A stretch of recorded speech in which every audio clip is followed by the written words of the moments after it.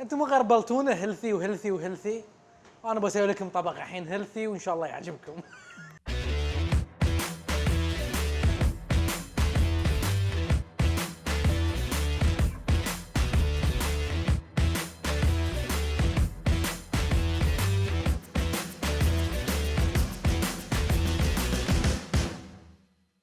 السلام عليكم وحياكم الله في حلقة جديدة من الطابق الخامس. الأكل الصحي مو شرط إنه يكون ناشف، مو شرط إنه يكون ماله طعم، مو شرط إنه يكون ماله قوام.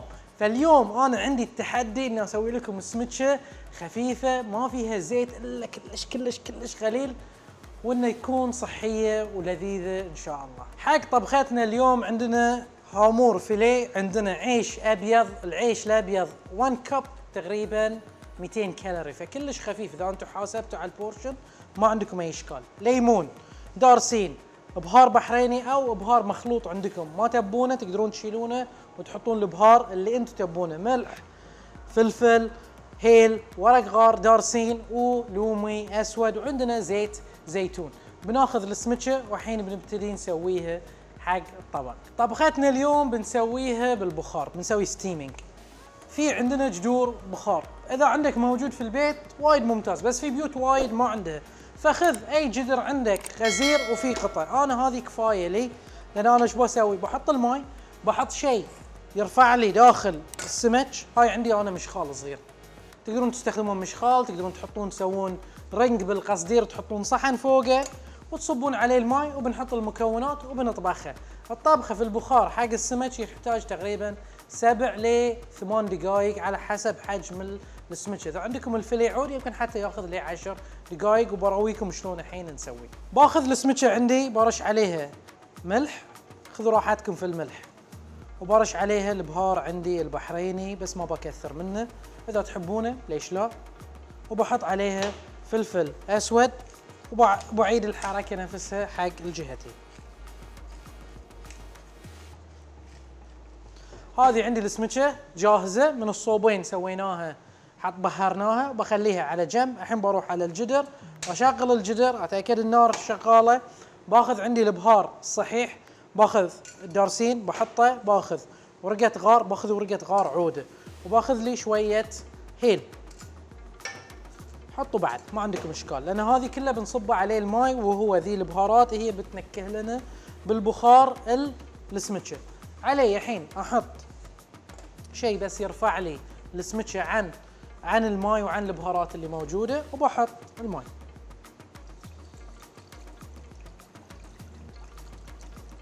ليش احنا نطبخ بالبخار؟ وشنو فائده ان نطبخ في البخار في المطعم؟ حتى عندنا الحلو في البخار ان الحراره رطبه، فيها رطوبه، فاللحم، السمك، الدياي ما ينشف علينا، ما زال هناك في رطوبه داخل المكون اللي عندنا البروتين، ما نخسره. حتى حق الخضره ما تخسر لونها، ما يتغير لونها، والمكونات اللي عندنا بتنزل في الماي، ونقدر حتى نستفيد من الماي، وبراويكم شلون بنستفيد منه. عندنا الماي بدا يغلي وبدا يتبخر عندي، فبس باخذ السمكه هني بيودها وبحطها هني على الشبك اللي انا عندي، وبتاكد ان هي ثابته داخل الجدر.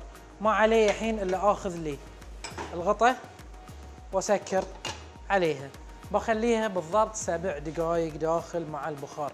اذا عندكم قطع مثل ذي، انا بالعمال اليوم استخدمت جدر مال البيت، اذا عندكم قطع مثل ذي خذوا لكم شويه كلينس، حط عليه رشه ماي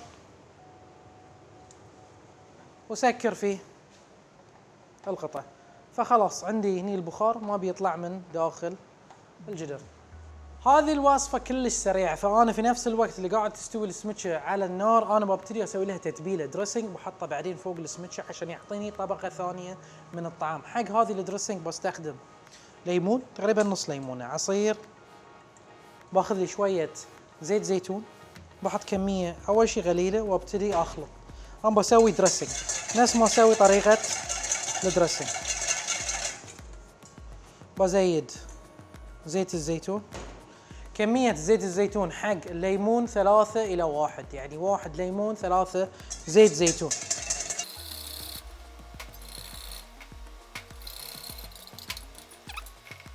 مثل ما تشوفون هاي عندي الدريسنج جاهز، قوامه متماسك، الليمون مع الزيت المزج، ما عليه الا تبله، واحط له شويه ملح وبحط له شويه فلفل اسود،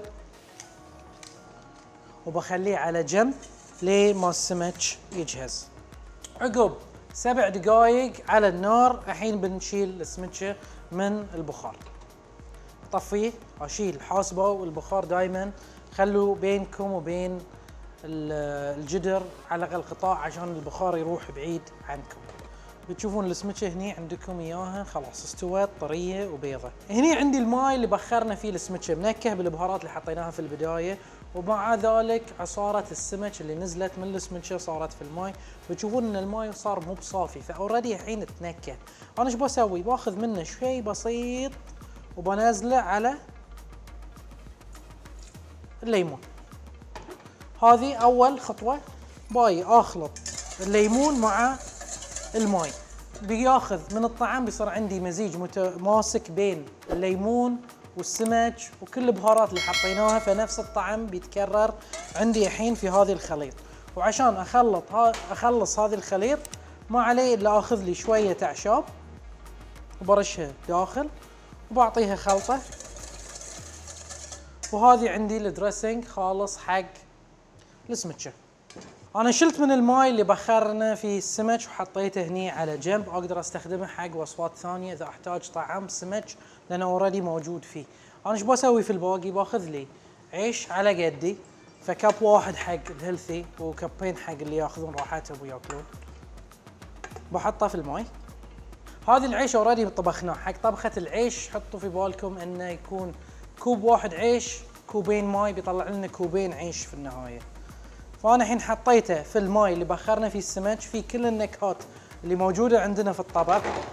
اخر شيء بس بحط فيه بعض الاعشاب هني، بحط فيه كزبره، بحط فيه بصل اخضر، اي اعشاب عندك اياها، دل تقدر تحط فيه، تقدر تحط فيه اللي في خاطركم.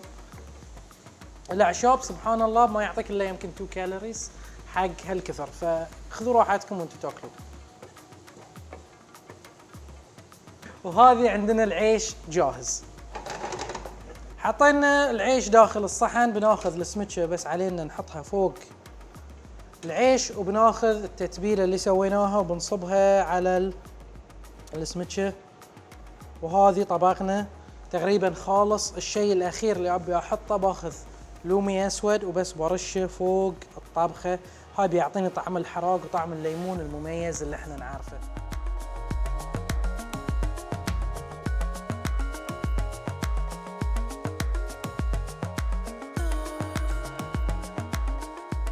اللي بيسوي ذي الطبخه لا تنسون ان تطرشونها لي عشان ابغى اشوف نتائج معاكم، شنو صار وشنو غيرتوا وشنو الاشياء اللي سويتوها. الوصفه كلش سهله تقدرون تسوونها في اي وقت. لا تنسون تسوون لايك وسبسكرايب وشير على قنواتنا وتشوفوا المحتوى اللي عندنا. واذا عندكم اي كومنت كتبوا تحت وتفاعلوا ويانا، ردوا علينا عشان نعرف شو نسوي في الحلقات الجايه.